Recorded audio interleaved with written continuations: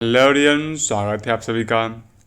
तो बीसीसी के stay round का यूजी मैक का रैंक कार्ड एवं चॉइस फिलिंग का डेट आ गया है। बट हमेशा की तरह इस राउंड में भी कुछ एबनॉर्मलिटी देखने को मिला है। काउंसलिंग के शेड्यूल में भी थोड़ा गड़बड़ी देखने को मिला है। प्लस न्यू सीट मैट्रिक्स के बारे में बात किया गया है। और जो रैंक कार्ड आया है, रैंक कार्ड में भी थोड़ा सा गड़बड़ी देखने को मिला है, क्योंकि बच्चों का रैंक बहुत ज़्यादा ज़्यादा आया है। तो सब मैं एक्सप्लेन करने वाला हूँ इस वीडियो में। वीडियो को लास्ट तक ज़रूर देखिए, क्योंकि अभी तक अगर आपको कोई भी सीट नहीं मिला है तो ठीक है।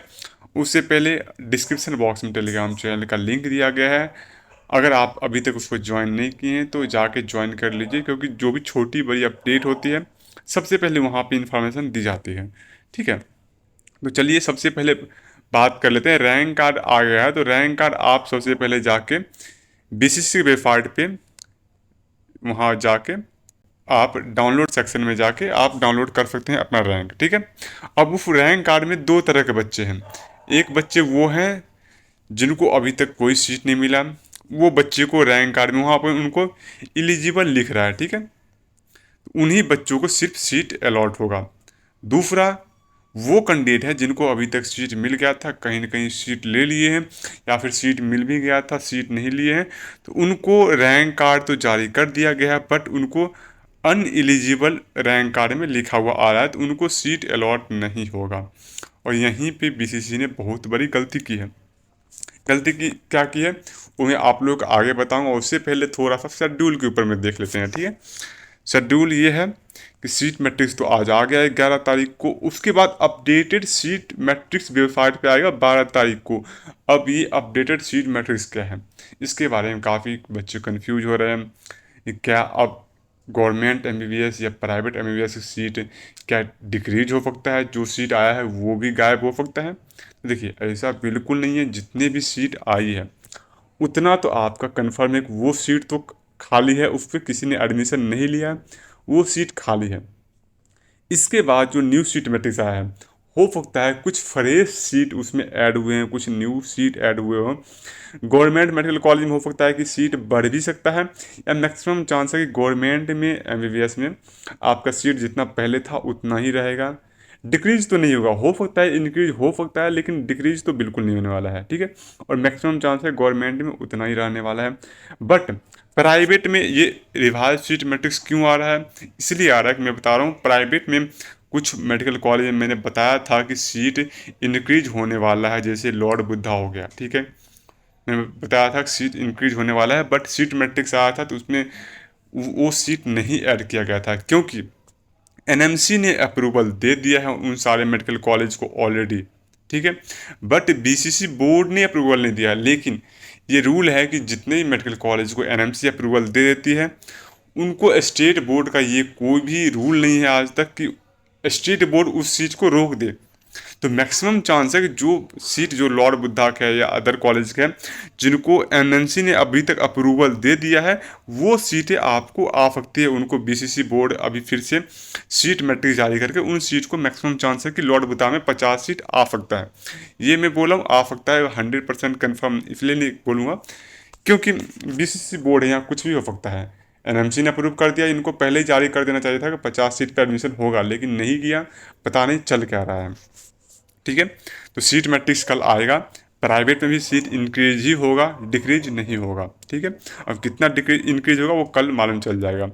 यानी कि देखिए, उसके बाद starting date of online registration cum choice filling for seat allotment. ठीक है, चॉइस फिलिंग स्टार्ट हो रहा है आपको 13 तारीख के, और उसके बाद 15 तारीख को ये इंड हो रहा है। और यहाँ पे एक चीज़ लिखा हुआ है, रजिस्ट्रे starting date of online registration cum choice filling. और रजिस्ट्रेशन कम चॉइस फिलिंग देख के बहुत सारे बच्चे जो अभी तक रजिस्ट्रेशन नहीं किए उनको ये लगता है कि क्या हमको रजिस्ट्रेशन का दोबारा चांस मिलेगा। ऐसा बिल्कुल नहीं है। जो बच्चे ऑलरेडी रजिस्ट्रेशन कर लिए हैं, तो चॉइस फिलिंग करने से पहले एक पासवर्ड क्रिएट करने के लिए एक स्मॉल रजिस्ट्रेशन करना होता है। वो जस्ट यूजी मैक आईडी आपको मिल चुका है रजिस्ट्रेशन करने के बाद, अब आपको चॉइस फिलिंग करनी है तो यूजी मेक आईडी और पासवर्ड से आपको लॉगिन करना पड़ेगा। बट वो पासवर्ड आपको क्रिएट करना पड़ेगा। उस पासवर्ड को क्रिएट करने के लिए जो रजिस्ट्रेशन एक स्मॉल स्टेप होता है, वो चॉइस फिलिंग के लॉगिन करने के नीचे ही लिखा रहता है न्यू कैंडिडेट रजिस्ट्रेशन में, उसमें क्लिक कीजिएगा तो हो जाएगा। तो उसके लिए रजिस्ट्रेशन कम चॉइस फिलिंग लिखा हुआ है, ना कि न्यू बच्चों के लिए, ठीक है। तो रजिस्ट्रेशन बिल्कुल क्लोज हो चुका है, अब सिर्फ चॉइस फिलिंग होगा, वो 13, 14 और 15। उसके बाद प्रोविजनल सीट अलॉटमेंट ऑर्डर 20 तारीख को यहाँ पे आएगा। अब यहाँ पे देखिए, यहाँ पे लिखा हुआ 20 तारीख को आएगा, ठीक है। उसके बाद ऊपर में देखिए स्क्रॉल कीजिएगा तो यहाँ पे लिखा हुआ प्रोविजनल सीट अलॉटमेंट आएगा 19 तारीख को। यहाँ भी गड़बड़ी है। प्लस हमें ये नहीं समझ में आ रहा है कि जब आप चॉइस फिलिंग आप 15 को ख़त्म कर रहे हो, तो आप सीट अलॉटमेंट आप 19-20 को क्यों दे रहे हो? ये बीच के 4-5 दिन आप क्या कर रहे हो? इस बीच में बच्चों के आयुष के काउंसलिंग ख़त्म हो रहे हैं, उनका ऑलरेडी सीट अलॉटमेंट आ जाएगा। बच्चे डिसाइड नहीं कर पाएंगे कि उधर आयुष में लेना है कि इधर सीट मिलेगा कि नहीं मिलेगा। हो सकता है कि बच्चे को वहाँ आयुष में सीट अलॉटमेंट हो, वो उन सीट को वो छोड़ दे, उन्हें लगेगा कि हमको यहाँ मिल जाएगा, बाद में फिर यहाँ भी नहीं मिलेगा, कहीं सीट नहीं रहेगा उनके पास। तो कम से कम एटलीस्ट आयुष के स्टे राउंड से पहले तो यूजी मैक का स्टे राउंड कराना ही चाहिए, क्योंकि एमबीबीएस की काउंसलिंग आपका चल रहा है, उससे पहले आप आयुष की काउंसलिंग ख़त्म कर दे रहे हो। उसके बाद 15 तारीख का आपका चॉइस फिलिंग ख़त्म हो रहा है, आप एक दिन बीच करके 16-20 करके 17 का रिजल्ट दे दो।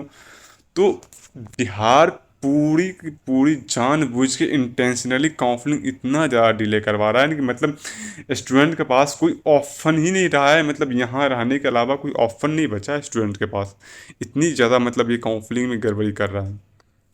तो 20 को ये प्रोविजनल रिजल्ट जारी करेगा या 19 को जारी करेगा, और फिर देखो इतनी इसके बीच में जस्ट चॉइस ये सीट मैट्रिक्स आने के बाद सिर्फ चॉइस फिलिंग से रिजल्ट तक में ये 7-8 दिन खींच दिया है। लेकिन जब इसको डॉक्यूमेंट वेरिफिकेशन का टाइम आता है, सिर्फ 2 दिन का टाइम दिया है, 21 को और 22 को, जिसमें कि सबसे ज़्यादा हेक्टिक शेड्यूल होता है। प्राइवेट वाले बच्चों को डिमांड ड्राफ्ट बनवाने पड़ते हैं, पैसे देने पड़ते हैं, डॉक्यूमेंट जमा करना पड़ता है। तो ये जो इम्पोर्टेंट का प्रोसेस है, उसके लिए इन्होंने सिर्फ 2 दिन टाइम दिया है, और फालतू की चीज़ों के लिए 7 से 8 दिन का टाइम ये दे दिए। वो मैं बताया था रैंक कार्ड के बारे में, तो रैंक कार्ड में देखिए जो ऑलरेडी एडमिटेड हैं, जिन्होंने एडमिशन ले लिया है, उन बच्चों को भी बिहार ने स्टे राउंड में विलिंगनेस सबमिट का ऑप्शन दे दिया था। और कुछ बच्चे लॉगिन किए तो उनसे गलती से विलिंगनेस सबमिट हो भी गया, तो उन बच्चों को भी बिहार ने रैंक कार्ड जारी कर दिया है, बट उनको अनएलिजिबल शो किया है। अब उनको अनएलिजिबल शो किया है तो उनको अलॉटमेंट तो नहीं देंगे, लेकिन यहाँ पे इससे गड़बड़ी ये है, देखिए मानते हैं उनको अलॉटमेंट नहीं देंगे, लेकिन इससे अगर कुछ फर्जीवाड़ा होता है तो पता नहीं चलेगा। पता कैसे नहीं चलेगा? मान लीजिए किसी बच्चे का यूआर रैंक अभी 5 है, और उससे पहले 4 कैंडिडेट ऐसे हैं जिनके रैंक काफ़ी अच्छे थे, जिनको सीट मिल चुका है, बट वो विलिंगनेस सबमिट कर दिए थे। उनको यूआर रैंक 1, 2, 3, 4 होगा, या फिर नहीं भी होगा, हो सकता है। और किसी कॉलेज में 2 सीटें खाली थी, तो अब जो बच्चे का पहले यूआर रैंक 1 होना चाहिए था, वो बच्चे का यूआर रैंक अभी 5 है, क्योंकि उससे पहले जितने बच्चे हैं वो बच्चे को ऑलरेडी सीट मिल चुका है। अब अगर इस बच्चे को सीट नहीं भी अलॉट होता है उस कॉलेज में, वो सीट पे अलॉटमेंट 2 सीट पे नहीं भी अलॉटमेंट होती है, तो उन्हें उन बच्चों को क्या लगेगा? जो जिनका यूआर रैंक 5 है उनको तो यही लगेगा ना कि हमसे पहले वाले बच्चों को सीट मिल गया होगा, या फिर मेरा रैंक पीछे था इसलिए नहीं मिला होगा। तो कुल मिला के थर्ड राउंड में आपको जैसे देखे होंगे कि जो पीएमसीएच पटना में बीसी का सीट खाली था, उसके बाद ही बीसी के बच्चों को सीट अलॉट नहीं हुआ था। ऐसा केस प्राइवेट में भी देखने को मिला था कि लोअर रैंक वाले बच्चों को सीट मिल गया था, अपर रैंक वाले को नहीं मिला था, क्योंकि उस टाइम पे क्लियर इंडिकेशन था, लेकिन यहाँ पे क्लियर नहीं मालूम चल रहा है। तो इस बीच में अगर कहीं सीट का इधर उधर हो भी जाता है तो भी बच्चे समझ नहीं पाएंगे कि एक्चुअली में किसी और कैंडिडेट को सीट मिला है जिनको अभी तक अलॉट नहीं हुआ था, या फिर ये सीट गया तो गया कहाँ पे। तो अगर कुछ गड़बड़ी होती है तो ऐसे में पता नहीं चलेगा। अगर सिर्फ एलिजिबल बच्चों को ही सीट अलॉट रैंक अलॉट होती, तो मान लीजिए किसी कैटेगरी में 2 सीट खाली था, तो 2 रैंक तक उनको सीट अलॉटमेंट हो जाती। अगर 2 रैंक तक नहीं होती है, 2 से ज़्यादा रैंक तक होती या फिर उससे कम रैंक तक होती, तो बच्चों को मालूम चल जाता कि यहाँ पे कुछ न कुछ गड़बड़ी हुआ है, जो कि अब मालूम नहीं चलेगा। तो ये सब थोड़ा ध्यान रखना चाहिए। और बीसीसी बोर्ड उसको अनएलिजिबल लिख रही है, उससे बेटर है कि आप उनको रैंक कार्ड ही जारी मत करो। वो अनएलिजिबल है तो उनको रैंक कार्ड ही उनको मत दो, या फिर उनको विलिंगनेस सबमिट करने का ऑफर ही मत दो। तो ये सब गड़बड़ी शुरू से होती आई है। शेड्यूल इन्होंने काफ़ी डिले कर दिया है, प्लस ये किया है, तो ठीक है। इसके बाद आई थिंक कुछ इम्पोर्टेंट है नहीं। हाँ, एक और चीज़ है कि हो सकता है कि आप लोगों को, सभी बच्चों को फिर से चॉइस फिलिंग से पहले आप लोग को रजिस्ट्रेशन करने का सिंपल था, वो जो मैं बताया हूँ वो सभी लोगों को करना पड़ सकता है पासवर्ड क्रिएट करने के लिए। बाकी आप लोग चॉइस फिलिंग कर सकते हो। यहाँ पे क्या लिखा हुआ है, अपडेटेड सीट मैट्रिक्स तो वेबसाइट पे डाल दिया गया है, यहाँ पे यही लिखा हुआ है। और उसके यहाँ पे भी लिखा है कि चॉइसेस, सारे बच्चों को चॉइसेस फ्रेश, इसमें यही लिखा हुआ है कि जितने बच्चों हैं उनको सभी को फ्रेश चॉइस फिलिंग करना पड़ेगा, क्योंकि सभी का चॉइस नल एंड वॉइड हो चुका है। तो अगर आपको सीट अलॉटमेंट चाहिए तो आपको फ्रेश चॉइस फिलिंग करनी ही पड़ेगी, ठीक है। और इसमें ये बताया गया है सिंपल कि आपको चॉइस फिलिंग करने के बाद आपको चॉइस को लॉक करके आपको प्रिंट निकाल लेना है। उसके बाद उसमें कुछ खास ऐसा है नहीं। यहाँ पे ये बताया गया है कि जो चॉइस का लॉकिंग एंड अनलॉकिंग होगा वो ओटीपी के थ्रू होगा, तो कोई दिक्कत होगा नहीं।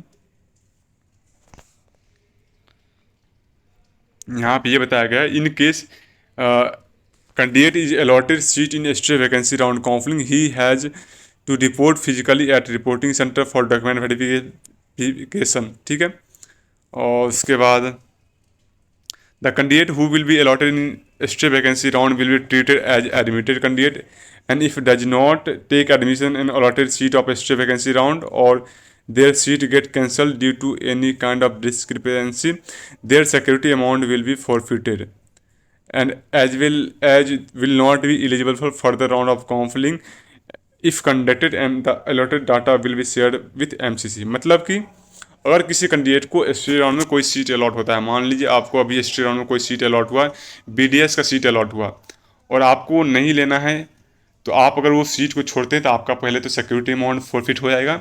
उसके बाद एमसीसी का अगर स्पेशल एसटी राउंड होता है, जो कि कुछ सीटें बची है, तो अगर स्पेशल एसटी राउंड होता है जिसके चांसेस काफ़ी हाई हैं, तो अगर आप बिहार के स्टेट में कोई मान लीजिए बीडीएस अलॉट करा लिए, तो आप फिर ऑल इंडिया कोटा के अगर स्पेशल हिस्ट्री होता है, जो कि कंफर्म नहीं है, अगर होगा तो आप उसके लिए एलिजिबल नहीं रहोगे। सारे बच्चों का डाटा एमसीसी से शेयर किया जाएगा, ठीक है। तो यहाँ पे उसी कंडीशन में आप बीडीएस या अदर कोर्सेज फिल करना, कि अगर आपको बिल्कुल ही मतलब चांस ना हो कॉलेज मिलने का, या फिर आप बिल्कुल ही ड्रॉप लेना नहीं चाहते हैं, तो आप बीडीएस या फिर वेटनरी चूज कर सकते हैं। यहाँ पे मैं उन स्टूडेंट से एक बार थोड़ा और बता देना चाहता हूँ कि जो स्टूडेंट बॉर्डर लाइन वाले हैं और उनको लग रहा है कि अब बिहार में एमबीबीएस नहीं मिलेगा, अब क्या करना चाहिए। देखिए, 5 से 6 मंथ का टाइम बचा है। इस टाइम पे अगर आपको पार्शियल ड्रॉप लेना है, अगर आप ड्रॉप लेना चाहते हो और ये सोच रहे हो कि मैं बीडीएफ ले लेता हूँ, वेटनरी ले लेता हूँ, ये कोर्स में ज्वाइन करके मैं फिर से पढ़ाई करके अगले साल नीट दे दूंगा, इससे बेटर है कि ओनली 6 to 7 मंथ बचा है, आप लोग पढ़ाई फोकस करो। इस बार जितने नंबर लाए हो ना, जितने नंबर पर आपको बीडीएस मिल रहा है, अगली बार अगर उतना नंबर भी ले आओगे तो पक्का एमबीबीएस मिलेगा, क्योंकि अगली बार काउंसलिंग, अगली बार एग्ज़ाम काफ़ी अच्छे तरीके से होने वाला है। एनटीए की धुलाई हुई है तो कट ऑफ डाउन जाने वाला है। तो अगर पार्शियल ड्रॉप लेने का थोड़ा भी इरादा है, छोड़ दो पार्शियल ड्रॉप की इरादा, 6 से 7 महीने सही से रुको। क्योंकि देखिए, कॉलेज जाने पे तो आपको अटेंडेंस वहाँ मैनेज करना पड़ेगा, अटेंडेंस के साथ बहुत सारी चीज़ें होती है जो मैनेज करना पड़ेगा आपको। बीच बीच में एग्ज़ाम आते रहेंगे आपको, सेमेस्टर एग्ज़ाम, तो फिर वहाँ पे टाइम नहीं मिलेगा। और बच्चे कॉलेज में जाके एक बार फंस जाते हैं, आप कितना ही माइंड सेट तगड़ा हो कि हम नहीं वहाँ जाकर पढ़ाई करेंगे, बहुत सारे अच्छे अच्छे बच्चे फंस जाते हैं कॉलेज में जाके। तो अगर आप नहीं चाहते हैं आप फंसे, या फिर आपको एमबीबीएस लेना ही लेना है, तो पार्शियल ड्रॉप की ज़्यादा छोड़ दीजिए, बीडीएस वेटनरी सब छोड़िए और 6 से 7 महीने अच्छे से मेहनत कीजिए और एमबीबीएस ले लीजिए। अगर अगली बार नहीं भी क्रैक हुआ, तो जो रैंक पर अगर आप बिहार के नालंदा BDF ले रहे हैं, उस रैंक पे आपको ऑल इंडिया कोटा से मौलाना आज़ाद BHU डेंटल मिल जाएगा, जो कि उसमें अगर आपको 5 साल रह के आप कुछ करते हैं तो एक अच्छा सा स्कोप बनेगा आपको। तो ये सब आप लोगों को सोच समझ के लास्ट राउंड में कोई भी कॉलेज कोई भी सीट डालना है, क्योंकि एक डिसीजन आपको आपकी लाइफ को इम्पैक्ट डाल सकता है। ठीक है, इसके बाद भी अगर कोई डाउट बचा हो तो आप कमेंट सेक्शन में लिख सकते हैं, मैं उसको कोशिश करूँगा सॉल्व करने का। डिस्क्रिप्शन बॉक्स में टेलीग्राम चैनल का लिंक दिया गया है, वहाँ पे मैं सारा इन्फॉर्मेशन देता रहता हूँ, तो आप ज्वाइन कर सकते हैं। तो इस वीडियो में इतना ही, मिलते हैं नेक्स्ट वीडियो में।